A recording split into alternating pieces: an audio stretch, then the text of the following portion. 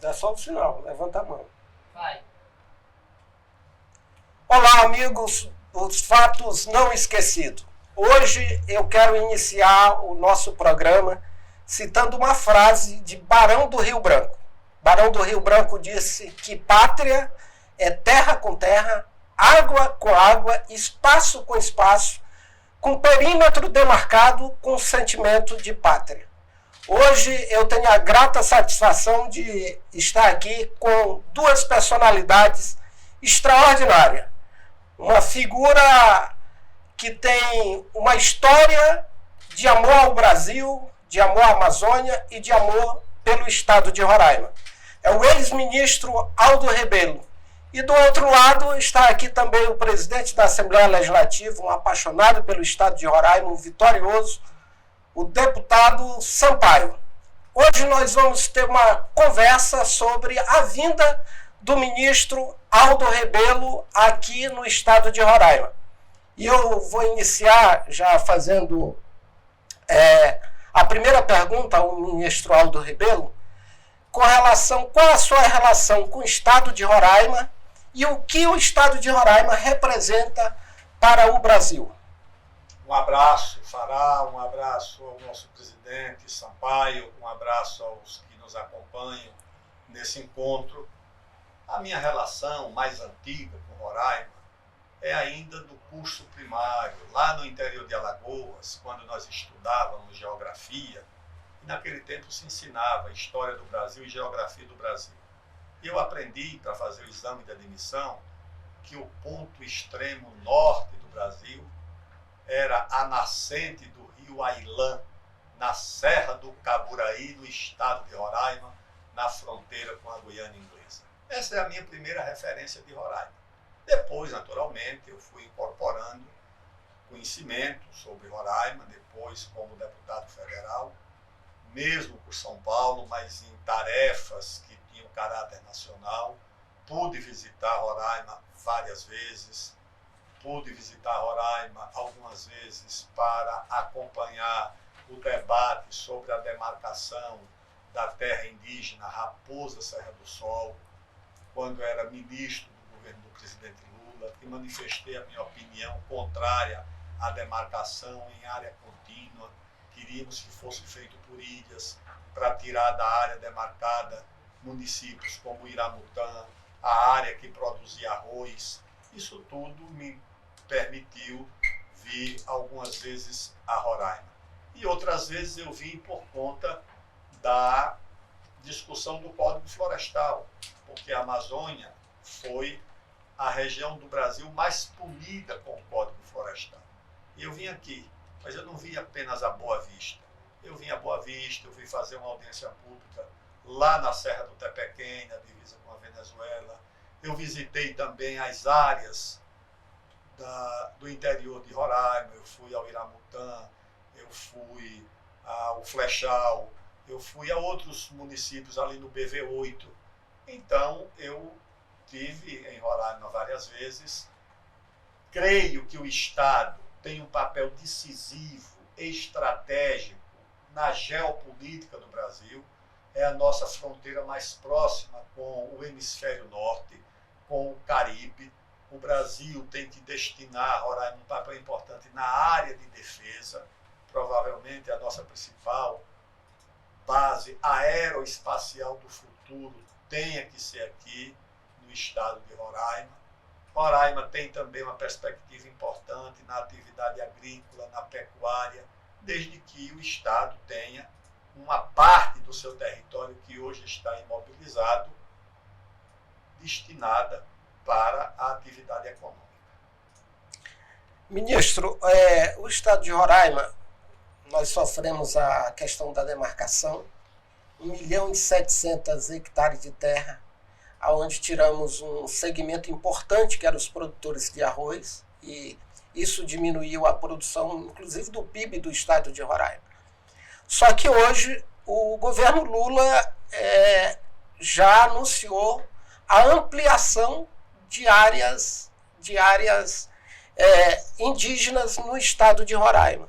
Como o senhor analisa um estado que tem mais de 68% de suas terras são áreas demarcadas, ou ambiental, ou do Exército, ou proteção ambiental? Qual o seu olhar com relação a mais essa ampliação de áreas indígenas no estado de Roraima?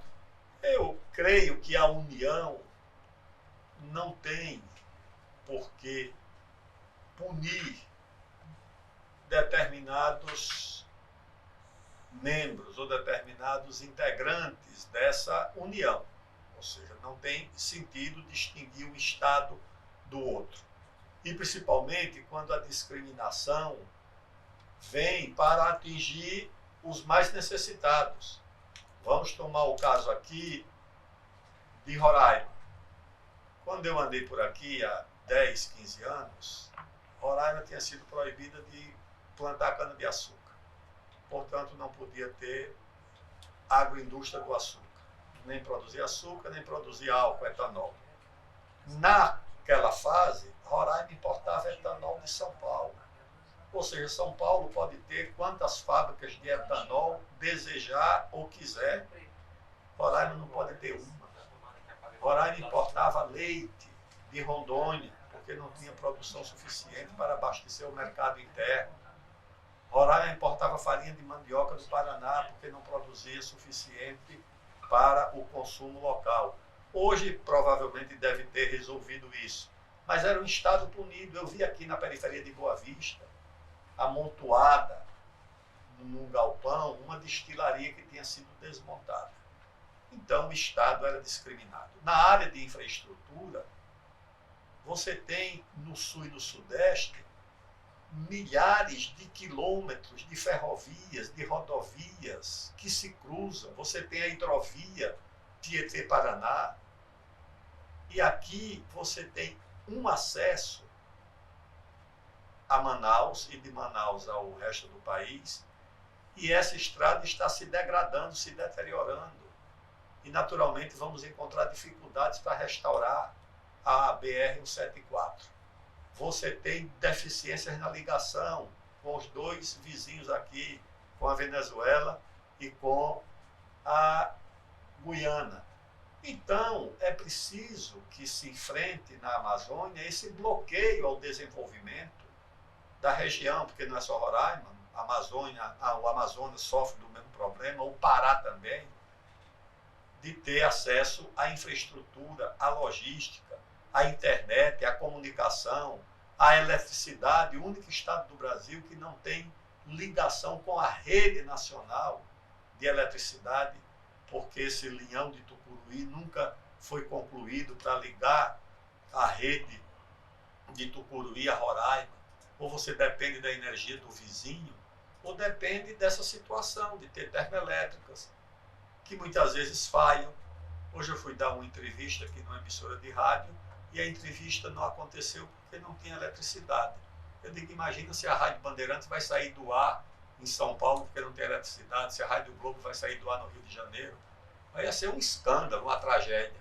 Não, eu acho que Roraima não tem por que passar por essa situação. A população de Roraima tem tanto direito a ter infraestrutura, a ter eletricidade, a ter internet, a ter estrada, como tem um morador de São Paulo, do Rio Grande do Sul, de Pernambuco ou da Bahia. Isso é inaceitável.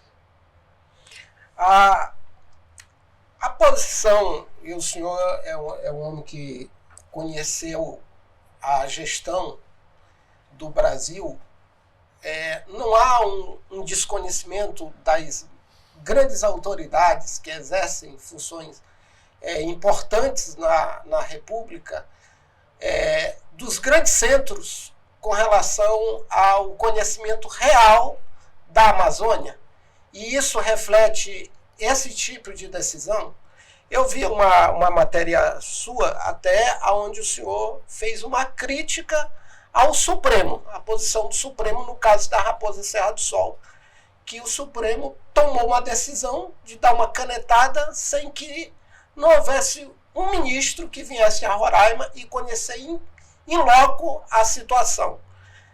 Na sua opinião, há essa diferença de falta de conhecimento real da diferença dos grandes centros urbanos e da Amazônia, das nossas autoridades? Mas não tenho dúvida, fará primeiro presidente da República que veio à Amazônia na história do Brasil. O Brasil ficou independente em 1822. O primeiro presidente que veio à Amazônia foi o Getúlio Vargas, que fez um discurso lá em Manaus sobre a Amazônia. E, assim mesmo, porque a Amazônia foi decisiva na guerra. Porque sem a borracha da Amazônia não tinha guerra. Não tinha, porque um navio de guerra tem 20 mil peças de borracha, um tanque de guerra tem 1000 quilos de borracha, um avião de combate tem 800 quilos de borracha. Sem borracha não tinha guerra. E essa borracha foi garantida pela Amazônia e pelos nordestinos, mobilizados para a guerra, 60 mil, 30 mil deles morreram aqui na Amazônia. Então, o Sul e o Sudeste, os estadistas brasileiros, não conhecem a Amazônia. Eu quero que você me diga, como comunicador, qual foi a última vez que o ministro do Supremo Tribunal Federal veio a Boa Vista. Quando? Nós tivemos uma palestra, né, Então você conta nos dedos, é muito raro. Certo? Então é uma região ignorada, desconhecida, ignorada no sentido do conhecimento, que o Sul e o Sudeste e o mundo não conhecem. Conhecem uma narrativa, uma versão, em torno de uma única agenda, que é a do clima. Essa é a única agenda. Se você perguntar para qualquer brasileiro quantos brasileiros vivem na Amazônia, eles não vão saber dizer. Eles vão saber que tem a floresta, que tem agora os índios por causa da tragédia, mas os 30 milhões de brasileiros que vivem na Amazônia são esquecidos.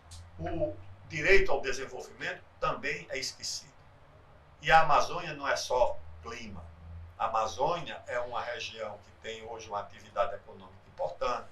O Pará já tem o segundo rebanho bovino do Brasil. O estado de Rondônia já tem mais rebanho do que o Uruguai, por exemplo. Se você liberar um pouco da capacidade de Roraima de produzir na agricultura e na pecuária, também se torna um estado promissor, se for liberado pelo menos uma parte para essa atividade, que hoje está completamente congelada, imobilizada. Então, o que precisa é explicar a Amazônia para o Brasil e para o mundo. Dizer que a Amazônia, além de clima, tem 30 milhões de brasileiros, tem uma atividade econômica, tem uma fronteira mineral que é a mais importante do mundo, tem uma fronteira de biodiversidade que é a mais importante do mundo, tem a maior reserva de água doce do mundo. Agora, o que não pode é o Brasil ter a maior reserva de água doce do mundo, com esses rios que nós temos aqui na Amazônia, e a China, que não tem água nem para lavar prato, tá certo? Produzir mais pacu do que a Amazônia e do que o Brasil. Eu acho que isso é uma vergonha, é um vexame que mostra a nossa negligência em relação ao usufruto das riquezas da Amazônia para os amazônicos e para os brasileiros.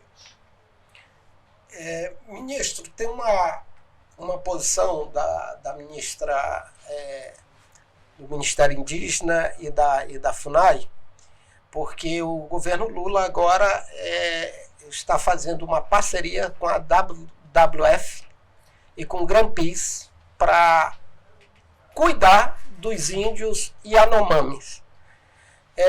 Não há uma intromissão de ONGs internacionais entrando na intimidade da nação brasileira, que chegou a um ponto, até numa entrevista sua, o senhor disse que uma funcionária de uma ONG barrou um oficial do Exército que não permitia entrar. E nós temos uma semelhança muito histórica com essa relação do protótipo de ONGs com a perca que nós tivemos da Guiana Inglesa. A minha pergunta ao senhor é qual a sua avaliação com essas ONGs e agora ainda mais fomentada pelo governo brasileiro em entrar na intimidade da Amazônia para cuidar dos índios? O Congresso tem que imediatamente propor um decreto legislativo anulando qualquer tipo de convênio entre o Estado brasileiro, seja ele a FUNAI ou qualquer outra instância do Estado brasileiro, e essas organizações não governamentais estrangeiras. Essas organizações são braços de interesses externos no Brasil. Os interesses dessas ONGs são incompatíveis com os interesses do Brasil. estão em conflito com os interesses nacionais, representam interesses externos que conflitam com os interesses do Brasil. Isso é inaceitável. Isso é quase uma perda do pudor nacional em relação a essas instituições. O caso da ONG, da funcionária da ONG que barrou a entrada de oficiais do Exército, aconteceu aqui em Roraima. Aqui, nesse pelotão de fronteira, onde há uma aldeia indígena muito próxima, que acho que é Surucucus. Eu fiz a visita, eu era presidente da Comissão de Relações Exteriores e de Defesa Nacional. E estava acompanhado de um general e um coronel que foram barrados por uma menina que não era nem servidora pública. Então, essa situação, a tutela, é um governo paralelo das ONGs sobre a Amazônia. Mandam mais na Amazônia do que o Estado brasileiro, como foi esse episódio, por exemplo. E o outro Estado paralelo é o narcotráfico, principalmente na caia dos grandes rios da Amazônia, onde já há uma grande atividade do narcotráfico. Em algumas cidades da divisa do Brasil com a Venezuela, com a Colômbia e o Peru, o narcotráfico já emprega mais do que o poder público, do que o município. Essa é a situação que nós temos. Então, por essa razão, nós temos que enfrentar essa situação. Não podemos permitir. Agora vai haver uma CPI que talvez ajude a esclarecer a influência nefasta dessas ONGs na Amazônia brasileira. Mas você vai ver ONG que pede para pesquisar preguiça gigante e, na verdade, vai tirar sangue dos índios. Você vê agora uma ONG patenteando o jambu, que é uma planta da Amazônia usada na culinária. No Japão já patentearam o cupuaçu. Então, isso é uma coisa que demonstra que o país, na verdade, negligencia a Amazônia como parte do interesse nacional. A sua vinda no estado de Roraima, o senhor também lançou um livro no Brasil inteiro chamado O Quinto Movimento. Né? O Quinto Movimento. Em que se trata a questão desse livro, do Quinto Movimento? O Quinto Movimento, na verdade, se explica pelo seguinte. O meu livro traça um perfil biográfico do Brasil, da construção do Brasil e do esforço de construção do Brasil. E esse esforço foi em 4 grandes períodos, que eu chamo de 4 grandes movimentos. O primeiro movimento de construção do Brasil foi a construção da nossa base física, do nosso território. Esse esforço durou de 1500 a 1750, quando o Brasil já foi demarcado mais ou menos com a área que tem hoje. O Brasil já era promessa de Brasil desde a ilha de Marajó até Tabatinga, na fronteira com o Peru. Isso tudo, com a Colômbia. Isso tudo já era Brasil. O segundo movimento foi o da independência. Você construir a independência e manter o país com um único território, quando a América do Sul, a América Espanhola, tinha se fragmentado em dezenas de países, se você considerar a América Central e a América do Sul. Foram dezenas de países, de pequenas repúblicas. O Brasil ficou independente, mantendo a sua unidade territorial, que foi um grande feito. O terceiro movimento foi garantir a integridade do território e a unidade do território depois da independência, porque nós tivemos guerras civis, gente que tentou se separar, o Rio Grande do Sul proclamou uma república, o Nordeste, Pernambuco, proclamou outra, e manter o Brasil unido foi um esforço muito grande, o terceiro movimento. O quarto movimento foi a construção da nossa economia, da indústria do Brasil, do governo Vargas, da nossa agricultura, que hoje é competitiva. E aí nós mergulhamos numa desorientação, numa guerra ideológica, de esquerda contra direita, de homem contra mulher, de preto contra branco. É isso que está ainda em curso no Brasil. Um país mestiço que as ONGs querem dividir em preto e branco. Um país que tem muito problema para unir todo mundo e querem que o país se divida entre homem e mulher ou por orientação sexual. Isso tudo é uma pauta ou entre esquerda e direita. O Brasil vai se dividir entre esquerda e direita. O Brasil tem que se dividir entre os que querem que o Brasil retome o crescimento, retome o combate às desigualdades, retome a luta pela tolerância, pela democracia, pelo diálogo, que ninguém quer mais dialogar, só querem lacrar e desmoralizar uns aos outros. O Brasil tem que buscar esses objetivos. Esquerda e direita não explica mais o Brasil de hoje. O que explica é se o Brasil vai voltar a crescer ou não, e o que é preciso ser feito para o Brasil voltar a crescer, que isso interessa a todo mundo, ao empresário, ao trabalhador, à classe média. Esse seria o quinto movimento, o Brasil retomar o caminho do crescimento, da luta contra a desigualdade e pela democracia, que é a capacidade de dialogar. Nessa sua visão, uma visão nacionalista, qual a proposta do Aldo Rebelo para a nação brasileira, como tratar a Amazônia e apresentar a Amazônia para o mundo? Qual é a proposta dentro desse diagnóstico que o senhor descreve como poucos nesse país? Mas qual é a proposta que o senhor dá para o Brasil e para o mundo sobre a causa da Amazônia? Eu dividiria a minha proposta em 4 pontos. O primeiro,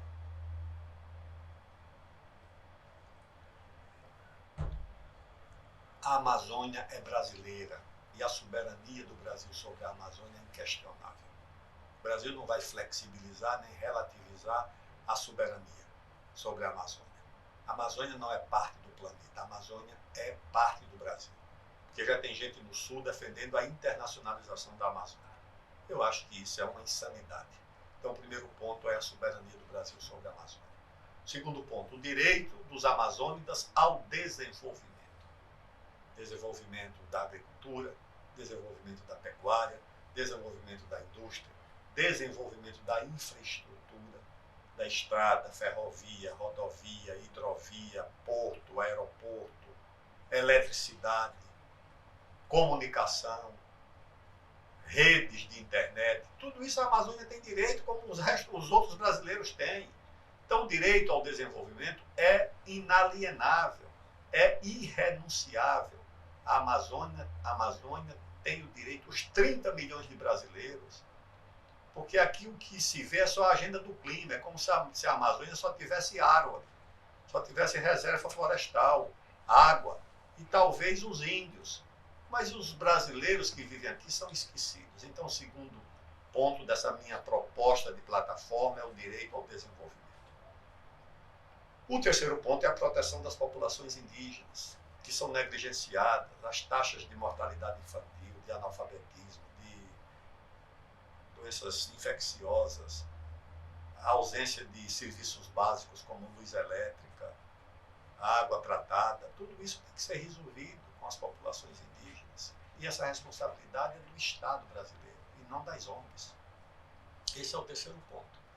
O quarto ponto é a proteção da natureza.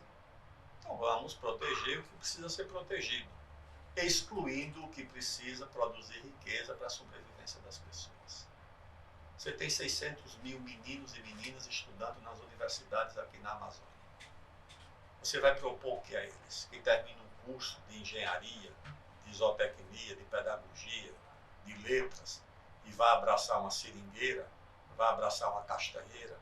Você forma um menino em odontologia para quê? Para ele arrancar dentro da castanheira, a castanheira não tem dente. Tá certo? Então é preciso criar meio de vida, emprego, trabalho, e só a atividade econômica pode gerar isso.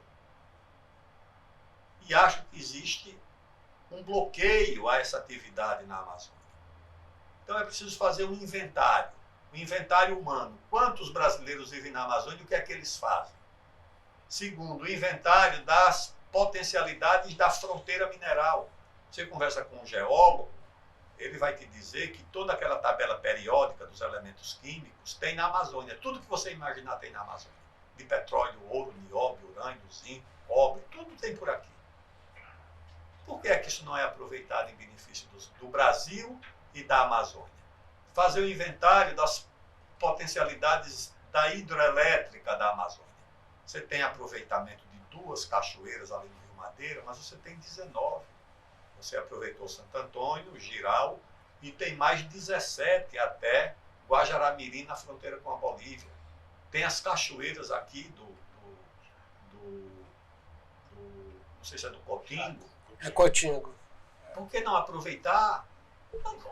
Você tira a eletricidade e está aqui. Você pode aproveitar aqui. Por que é que não tem essa hidrelétrica lá no Cotingo? Por que é que não tem no Tapajós? Por que é que não tem no Xingu? Teve agora Belo Monte, depois de uma guerra, se mesmo fizeram lá uma coisa pela metade. Que durante a estação seca, das 20 turbinas, 19 é desativada. As cachoeiras do Tapajós, as cachoeiras do Tocantins. Porque quando os rios saem do Planalto Central e chegam na planície amazônica, eles têm um declive. Ali é uma fábrica de cachoeira e uma fábrica de energia.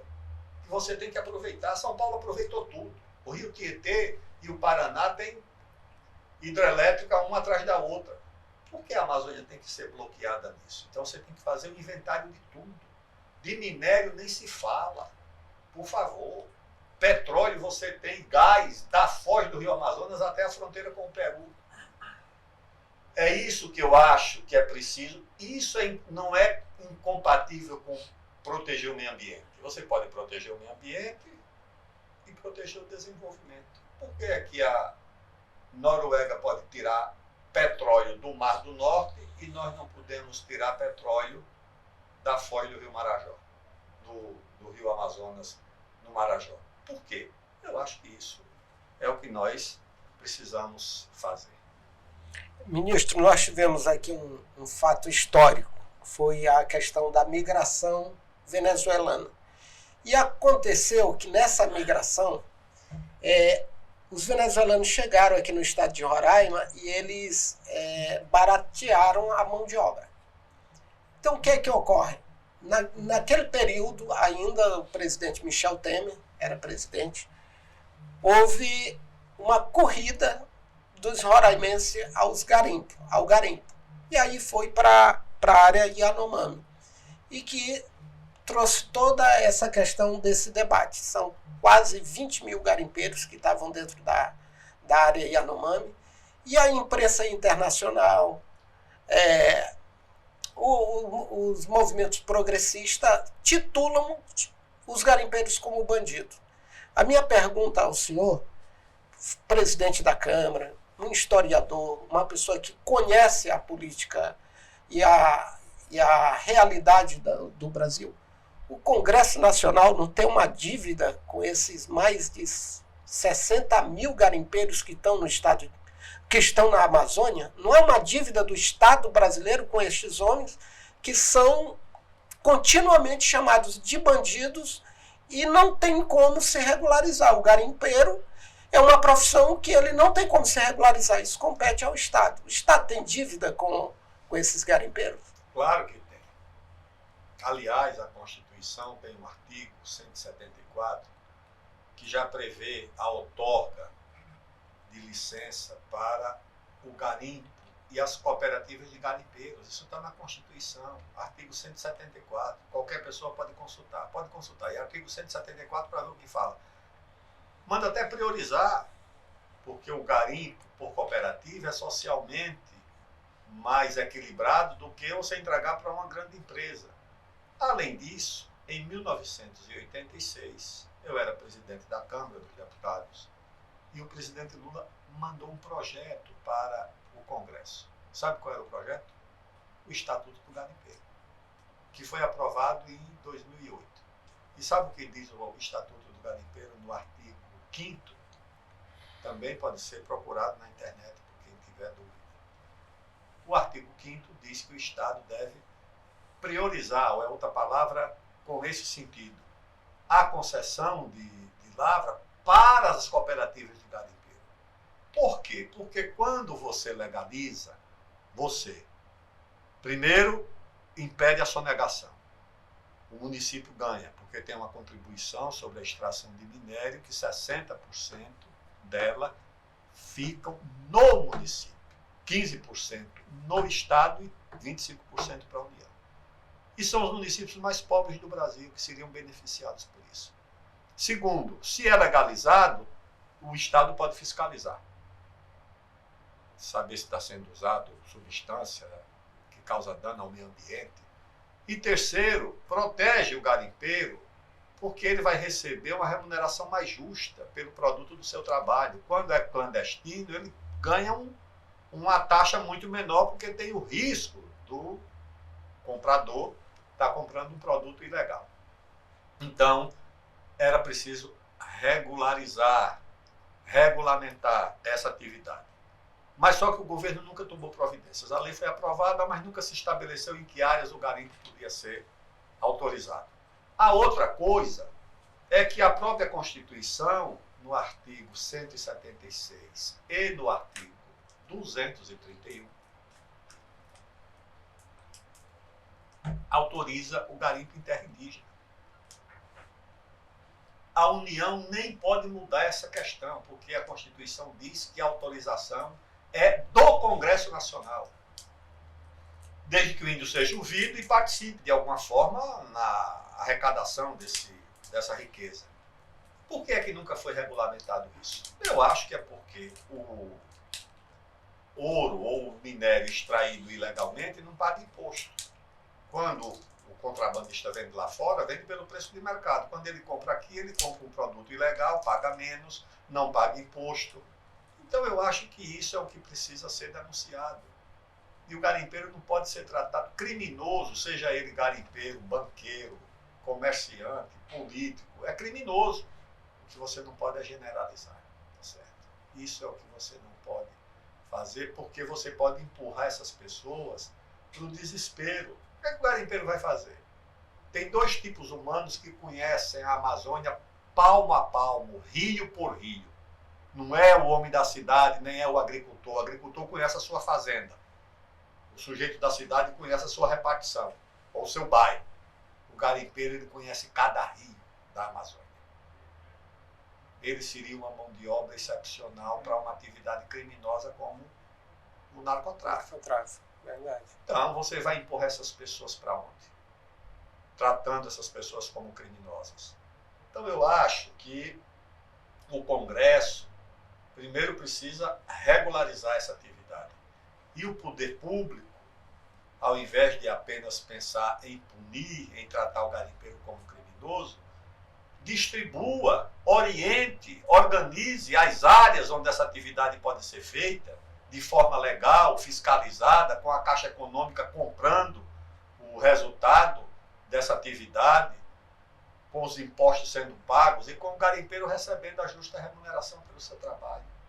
É isso que precisa ser feito. Eu estou aqui também com o deputado Sampaio, presidente da Assembleia Legislativa, e a Assembleia Legislativa ela tem cumprido uma agenda muito interessante de fóruns, de debates. Primeiro, deputado, a satisfação, a alegria que tenho de ter você aqui no Fatos Não Esquecidos. A minha pergunta é como é que a Assembleia está conduzindo essa agenda diante desse grande desafio que Roraima tem. Migração, a questão mineral e um dos nossos maiores patrimônios, que é a BR-174, destruída. Como a Assembleia Legislativa está conduzindo o debate sobre esses temas? Olá, falar, todos que estão acompanhando através do seu canal nas redes sociais, o Fatos Não Esquecidos, muito conhecidos, o programa nas redes sociais, né, bem debatido. Estava devendo uma visita, mas hoje a atenção é o nosso ministro Aldo. Já recebi o convite da sua parte de voltar, no segundo momento, fazer uma discussão, vamos dizer, mais aprofundada sobre temas importantes de interesse da sociedade roraimense.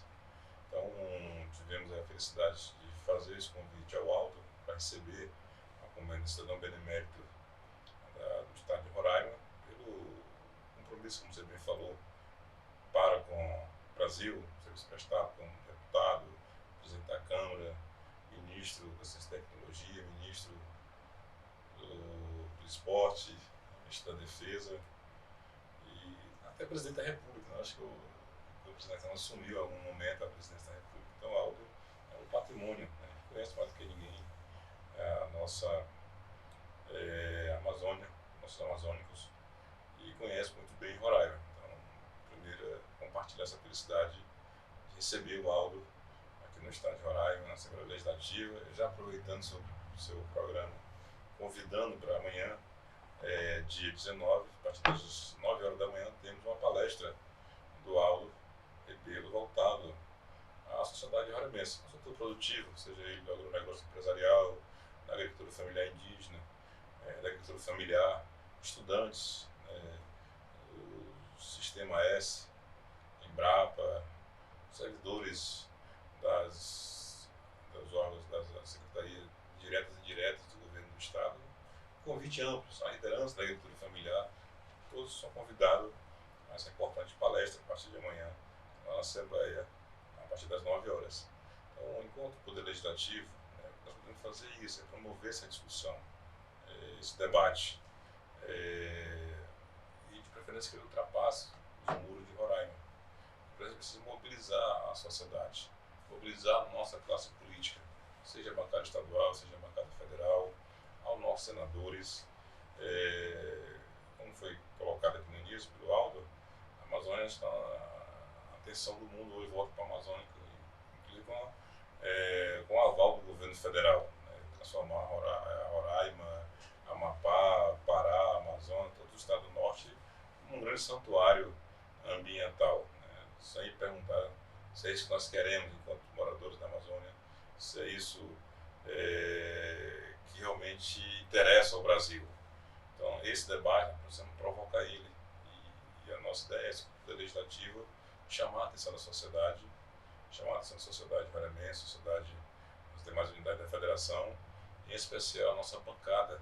Eu tenho conversado bastante, em especial com nossos 3 senadores, e temos o mesmo peso político, no Senado que tem em São Paulo, que tem o Rio, que tem o senador Irã, o senador Messias, o senador Chico, vê um posicionamento na defesa do estado de Roraima, na defesa da Amazônia. Não podemos permitir que esteja no centro da discussão de Roraima a continuidade de ampliação de reservas indígenas. Eu acho que nós já temos superado as demarcações que ocorreram, todo um histórico de embate, cometido muitas injustiças. Ainda hoje, Aldo, a gente encontra cidadãos que foram retirados das demarcações após a Serra do Sol, que nunca foram indenizados com suas áreas. Estão com os títulos à venda, de alguma forma comercializados, nunca foram realocados em outras áreas por parte. O governo federal, com toda aquela promessa em torno de cuidar dos povos indígenas, comunidades indígenas na área demarcada, foram abandonados. Quem cuida lá é o prefeito Benício, é o prefeito Raposo, é o Juliano Pacaraima, quem cuida é o governo do estado. Está lá as escolas, quase 600 escolas que nós temos no estado, escolas estaduais, 260 são em comunidades indígenas. É o governo do estado lá presente. E políticas de incentivo ao desenvolvimento aos povos indígenas, com raras exceções, um outro parlamentar que alocava algum recurso em emendas individuais para a aquisição de gados, e outras atividades, mas não se fez presente o governo federal.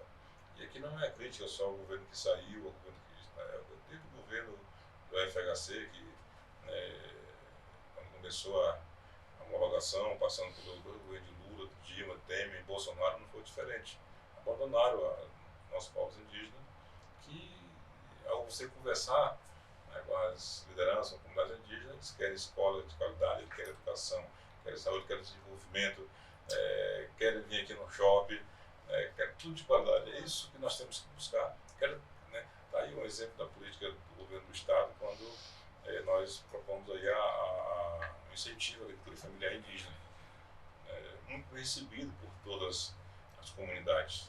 Então, são temas relevantes que nós precisamos promover esse debate. A Assembleia está pronta para isso. Então, conversar com meus colegas, com a mesa diretora, vamos dar continuidade a esse debate, envolvendo o governo do estado, envolvendo a classe, a nossa bancada Câmara Federal e Senado, e recentemente tive uma reunião, eu fiz uma reunião na Assembleia, convidei lá o governador Antônio Denário, convidei o presidente do Tribunal de Justiça, o desembargador Gésio, convidei o procurador-geral, Dr. Fábio Estica, do Ministério Público, para exatamente cobrar uma posição do Judiciário.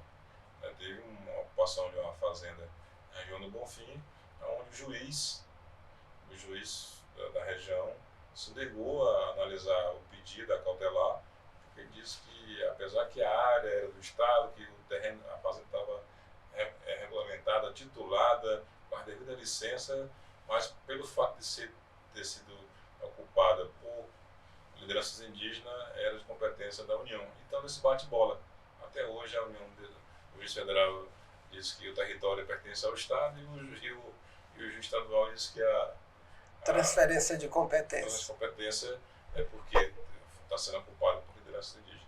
Não cabe isso mais. Nós já temos para mais de 60%, 68% das nossas áreas preservadas em áreas de parques, reservas, RDS, áreas indígenas, áreas institucionais, o Parque do Exército e outros.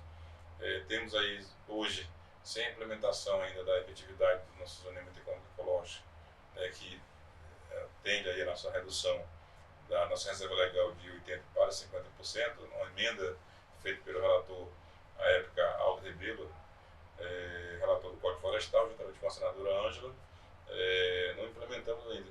Se nós levarmos em consideração os 68% de áreas preservadas, entre reserva e áreas indígenas, levar a reserva legal, as APPs, nós vamos chegar em algo em torno de 87% das nossas áreas preservadas. Nos resta aí menos de algo em torno de 10, 12% de produção. E estamos satisfeitos com isso. Nós queremos segurança jurídica. Entendeu? Aí nós temos que fazer um debate muito forte. E é importante, eu boto mais uma vez, o posicionamento da nossa bancada, solidariamente, o produtor, o empresário, tem que cobrar um posicionamento muito claro da classe política veremense. Enquanto Assembleia, nós estamos colocando à disposição de promover esse debate, aquilo que tiver ao nosso alcance. Ministro, o presidente Macron, ele fez uma declaração, até com uma foto falsa, a floresta pegando fogo, e ele dizendo: nossa casa está pegando fogo. E houve um comentário que, inclusive, saiu esse pedido do Conselho da ONU com relação à questão climática, que poderia passar para a ONU. Inclusive, eu fiz um vídeo agradecendo ao presidente Vladimir Putin e me posicionando que a Assembleia Legislativa de todos os estados da Amazônia, inclusive do estado de Roraima, reconhecesse a ação do presidente Vladimir Putin em vetar essa questão. A minha pergunta ao senhor, porque eu acompanhei a discussão do Código Florestal e travou um debate muito grande com as ONGs do mundo inteiro contra o parlamento brasileiro. Se travou justamente uma luta muito grande com relação a isso. França, Inglaterra, a minha pergunta é, historicamente, esses países eles têm exemplo moral para cobrar do Brasil essa preservação que eles querem impor em nós e impor leis que nos impedem de crescer no agronegócio, na infraestrutura. Essas nações elas têm essa questão moral desse exemplo para dar para o Brasil? Olha, a Europa deu grandes contribuições à humanidade. A Grécia deu a filosofia, a Itália deu os grandes pintores, os grandes artistas do Renascimento. A França modelou a constitucionalidade moderna com Rousseau, Montesquieu. A Inglaterra também nos deu a física do Newton, a química. A Alemanha nos deu grandes filósofos. Agora a Europa não é só isso. A Europa também fez a humanidade sofrer muito. A Europa também foi responsável pelo pior tipo de colonialismo, de opressão sobre povos do mundo inteiro. A Europa criou as piores armas de destruição em massa, primeiro inclusive se matando uns aos outros, como foi o caso da Primeira e da Segunda Guerra. A própria Inglaterra criou um modelo de saque que ficou conhecido no mundo como a pirataria. A pirataria foi uma criação da Inglaterra, do Império Britânico. Então, se por um lado a Europa pode ser referência para coisas muito boas, também a Europa é referência para crimes hediondos contra a humanidade. E nessa área do meio ambiente eu não vejo autoridade nenhuma da Europa. O que é que tem de floresta original, remanescente, na Alemanha, na França, na Inglaterra? Você chega aqui na Amazônia, um proprietário é obrigado a deixar 80% para proteger o meio ambiente de sua propriedade. Se você tem 100 hectares, você pode usar 20. Se tem 1.000, pode usar 200. Qual é a reserva legal da Alemanha, da França, da Noruega, da Holanda? Zero, não tem nenhuma. Não, aqui, dependendo do rio, você tem que deixar 100 metros de proteção de mata ciliar de um lado e do outro. Você é obrigado a deixar que proteção de mata ciliar no rio da Alemanha ou da França? Zero. Ou da Suécia? Zero. Não tem. Então, é preciso que o Brasil afirme a sua vocação de país ecologicamente avançado, mas sem se submeter aos caprichos dos franceses, ou dos ingleses, ou dos noruegueses. Eles não têm nada a nos ensinar nesse aspecto, não. Nessa é a questão do meio ambiente, eles não têm nada a nos ensinar, nós não temos nada a aprender com eles. Portanto, nós não podemos aceitar que franceses, ingleses, alemães, suecos queiram nos dar lições sobre algo que eles não praticam. Nós vamos aqui para o encerramento do nosso bate-papo. Ministro, o senhor tem uma visão muito generosa do povo brasileiro. E a pergunta que eu faço é contra até a posição do cronista que diz que a gente tem uma visão de vira-lata. O senhor tem uma visão muito mais generosa, inclusive, que contraria muito a visão intelectual da esquerda brasileira, de que desprezam hoje os nossos heróis. A minha pergunta, não é a última, mas é a antepenúltima pergunta ao senhor, porque é uma das coisas que eu mais gosto de ouvir do senhor, é justamente o seguinte: o Brasil, na sua história, teve heróis, teve exemplos para ser seguidos. A nossa história é uma história bonita para mostrar ao mundo. Eu acho que é difícil encontrar no mundo uma história com tantos heróis, com tantos exemplos, com tantas referências como a história do Brasil. Você começa pelas nossas populações indígenas. Nós fomos construídos por um encontro entre o português e a mulher indígena. As primeiras famílias que foram constituídas no Brasil foram as nossas avós remotas, índias, em São Paulo. As primeiras famílias de São Paulo eram os filhos da Índia Bartira, netas do cacique Tibiriçá. Esses foram os bandeirantes que fundaram Cuiabá, fundaram Curitiba, fundaram Florianópolis. Todos eles eram filhos dessa Índia, ou netos dela, da Índia Bartira. Na Bahia foi a mesma coisa, a Índia Paraguaçu. As famílias mais antigas da Bahia são todas descendentes dessa Índia, que mandava na Bahia. Tinha um governador-geral, que era o Tomé de Souza, mas na prática era ela e o pai que mandavam na Bahia, a Índia Paraguaçu. Foi a primeira mulher brasileira alfabetizada.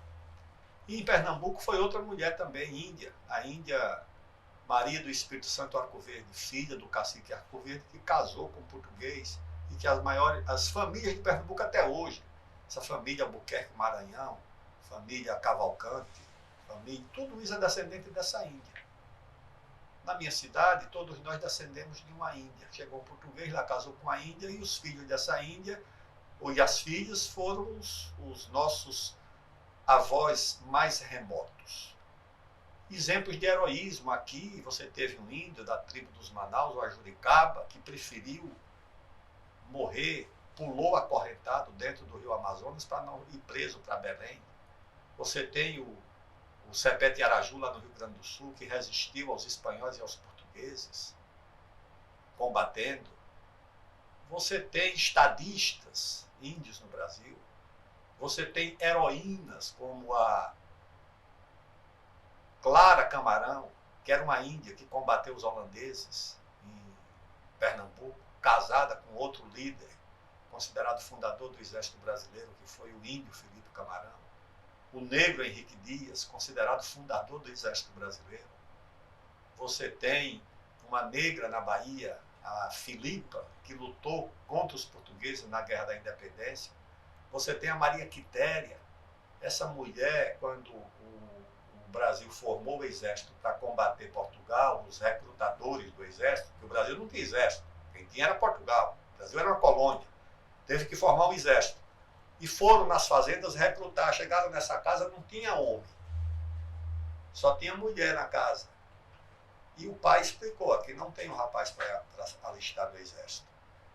Ela se ofereceu, o pai não deixou, ela fugiu e se alistou. O pai saiu procurando, chegou no quartel, procurou, cadê aqui uma filha minha? Não, aqui não tem filha.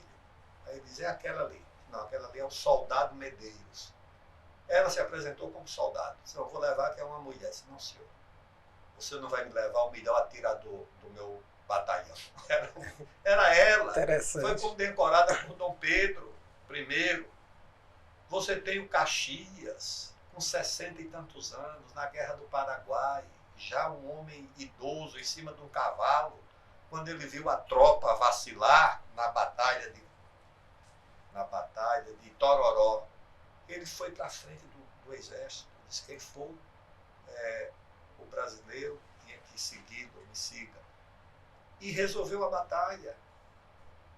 O Osório, um tiro que arrancou quase o queixo, continuou lutando. O Deodoro caiu sangrando dentro dos pântanos de... Essa gente, o Floriano Peixoto, o comandante que mandava ele ficar na retaguarda da tropa, ele ia para a linha de frente, todo mundo em torno dele caindo, atingido pelas balas dos paraguaios, ele não saiu dali. O comandante chorou quando recebeu de volta e deu cadeia para ele, porque ele descumpriu uma ordem que ele tinha que ficar atrás. Então essa gente não merece o nosso reconhecimento. O Marcílio Dias enfrentou 4 paraguaios até tombar crivado pelos sabres, pela espada dos paraguaios, para defender a bandeira do Brasil. Estou falando de heróis militares, mas você tem também os nossos heróis civis e as heroínas que deram uma grande contribuição na ciência. Então o Brasil tem que se orgulhar disso, é o nosso povo, é a nossa gente, que ajudou a construir não apenas materialmente o país, as pesquisas, a ciência, a tecnologia, mas ajudou a construir moralmente. Porque o herói não é apenas pelo que ele fez. O que ele fez está feito e muitas vezes passa. É a referência, é o exemplo. É aquele que dedica a sua vida, a sua energia a lutar pelo bem comum. Isso tem um efeito educativo. Por isso que você tem que ensinar nas escolas às crianças. Antigamente, quando eu estudei, se fazia as biografias do Castro Alves, do Osório, do Rui Barbosa. Eu fiz do Rui Barbosa. Porque isso educa a criança no bem comum, no exemplo construtivo. Hoje não, o que educa é o diabo no celular para ver jogo de guerra, mata-mata e mais nada. Não, tem que ensinar isso. Quando você bota o nome numa rua de uma pessoa que fez o bem, que construiu a sua comunidade, você está educando. Tá certo? Então é isso que o Brasil precisa fazer. A nossa própria cédula, eu acho que o Brasil cometeu um erro. A gente tinha o rosto de Rui Barbosa, Tiraram para botar uma deusa grega, ou então um tatu, um macaco. Botaram o Guará, o lobo Guará, numa nota que acho que até desapareceu. Não, tem que botar na nota, entendeu? Eu lembro que tinha o Barão de Rio Branco, até dizia, tinha o Barão de Rio Branco, tinha o Tiradentes, tinha o Cabral. Você chamava as notas pelo Cabral, dá um Cabral, um Barão, lá vai Barão, Barão, a nota, sei lá, de 1000 cruzeiros. Isso educa também. É o tipo do Estado que vai esquecendo a sua memória, a sua história, as suas referências para nada. Querem tocar fogo nas estátuas, mudar o nome das ruas. Sinceramente, isso não constrói. Eu quero aqui fazer um agradecimento, ministro. Eu tenho um privilégio muito grande. Teve uma figura no Brasil que eu tinha uma vontade muito grande de conhecer pessoalmente, porque ao meu julgamento, a nossa geração faltou com ele, que foi o ex-governador Leonel Brizola. Eu sou um brizolista, fã de Leonel Brizola, pelo nacionalismo que foi Leonel Brizola. E ele veio, às vezes que ele veio aqui em Roraima, eu não tive o privilégio de conhecer. Ele, da esquerda brasileira. Da direita, o doutor Enéas, um homem que, embora tivesse uma posição de direita, ele pregava o nacionalismo, o amor à pátria, aos símbolos. E eu estou realizando um sonho, porque dessa geração, o senhor é, sem dúvida nenhuma, o maior nacionalista desse país. O senhor encarna a figura daquilo que nós, como nação, precisamos unir. Independente de direita ou esquerda, o que importa é o que está certo e o que está errado, o que é o interesse nacional. E eu vi uma posição sua que foi criticado pela esquerda quando o presidente Jair Bolsonaro foi na Rússia. E se criticaram muito. Olha, é do PCdoB e está defendendo que ele está certo em ter ido com o presidente Vladimir Putin, aquela questão dos defensivos, que era essencial para a nossa agricultura.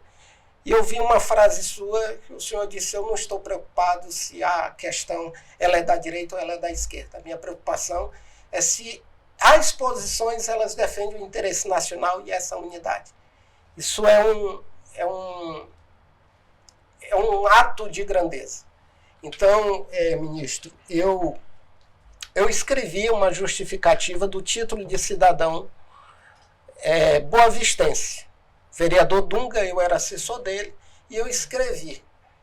E para mim deixar as suas palavras aqui, na justificativa eu disse o seguinte, que Aldo Rebelo, ele escreveu sobre Roraima, porque o senhor escreveu um livro sobre Raposa Serra do Sol. Eu disse, Aldo Rebelo legislou sobre Roraima porque o senhor fez um projeto de lei junto com o IBS, inspirado na Raposa Serra do Sol. E Aldo Rebelo, no momento mais difícil que Roraima passou, com aquela questão da Operação Patacom, sem que antes o Supremo decidisse, o governo federal queria tirar famílias, o deputado de São Paulo veio com a gente lá no Surumur. Aquela cena eu não esqueço nunca. E o senhor disse, eu não estou aqui apenas como deputado de São Paulo, eu sou deputado da República Federativa do Brasil, e isso é uma injustiça contra os nossos patrícios. Eu sou um homem muito orgulhoso de estar hoje aqui, tendo a oportunidade de falar para um homem que eu vou lutar, para que a minha geração não possa olhar para a geração de Rui Barbosa e dizer, Rui Barbosa não foi presidente. Leonel Brizola não foi presidente. Enéas não foi presidente. Eu vou lutar para que a minha geração possa dizer, nós tivemos no Palácio do Planalto um homem patriota, digno, honesto, e que um dia o senhor seja presidente desse país. E eu vou lutar todos os dias, porque eu sei que homens igual ao senhor são poucos em uma geração. Então eu sou muito feliz em ter a sua generosidade de ser um homem nacional, um homem do mundo, estar aqui com uma pessoa simples e falando da grandeza do Brasil. Quero lhe agradecer pela sua generosidade de ter vindo aqui no nosso programa. Obrigado, Fará. Muito obrigado pela sua generosidade, pela sua apreciação. Eu não tenho outra pretensão que não seja ajudar o meu país com a minha experiência, com o que eu acumulei de conhecimento sobre o Brasil, sobre os nossos desafios. Não tenho outra pretensão. Acho muito difícil que alguém que pensa como eu penso possa chegar em uma posição de mando no Brasil. As coisas aqui são muito complicadas e muito difíceis, mas pelo menos no plano das ideias eu vou dar minha contribuição, tá certo? Na política eu já fiz, eu acho que o que era possível fazer, né? Mas nas ideias eu ainda posso ajudar e ajudar a organizar também e a despertar muita gente, tá bom? Eu te agradeço aí as referências. Vou voltar a Roraima outras vezes, pode ter certeza. Vamos enfrentar uma quadra difícil no nosso país, principalmente nesse tema da Amazônia. Os que estão no mandato e com poder de influenciar, como o nosso presidente Sampaio, vão ter muito trabalho para fazer com que essa agenda da Conferência do Clima de 2025 não veja só o clima, veja o direito ao desenvolvimento. E no que eu puder ajudar, eu vou fazer, tá bom? Um grande abraço, muito obrigado e até breve.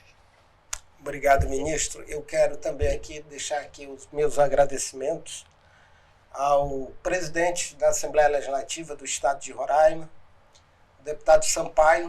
O deputado Sampaio também é um patriota, é um vencedor. E é por isso que, às vezes, muita gente acha que na política não tem heróis, não tem exemplos.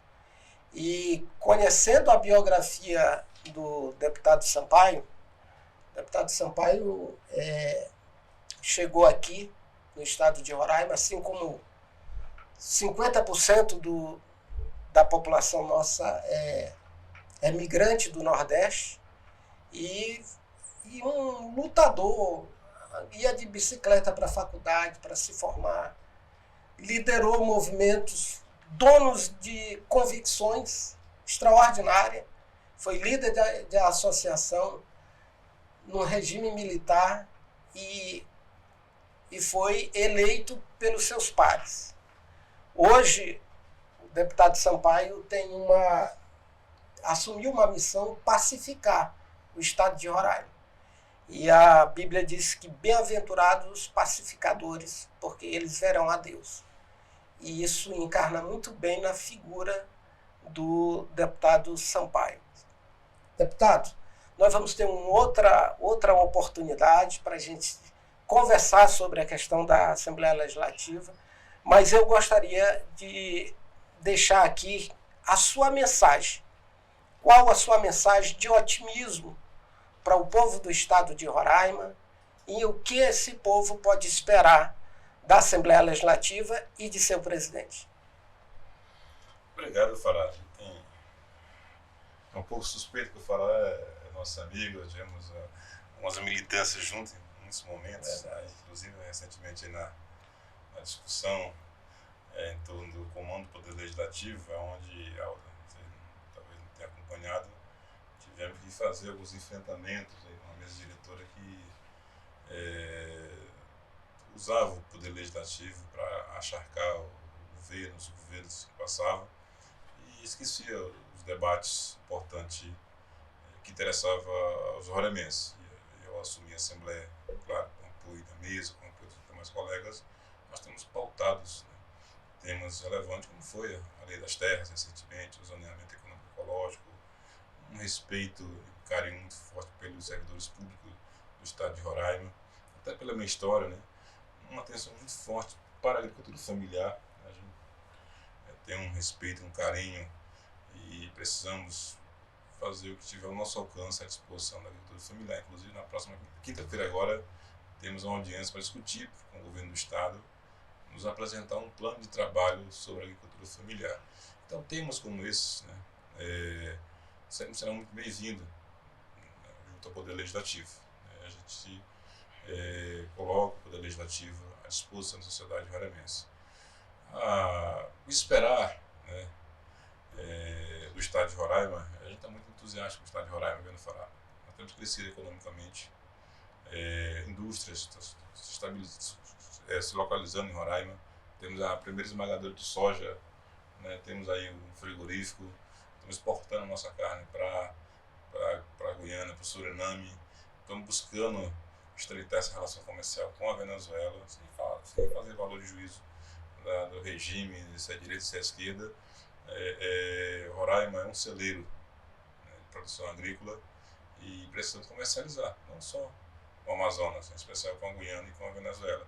Então, temas dessa magnitude, a gente reafirma aos cidadãos roraimenses que encontrarão sem abrigo no Poder Legislativo, né, a Casa do Povo, onde lá, de fato, a ressonância da sociedade está lá representada pelos 24 deputados. Então, a gente reafirma esse compromisso e vamos voltar aqui contigo a discutir a estratégia das eleições de 2024, 2026.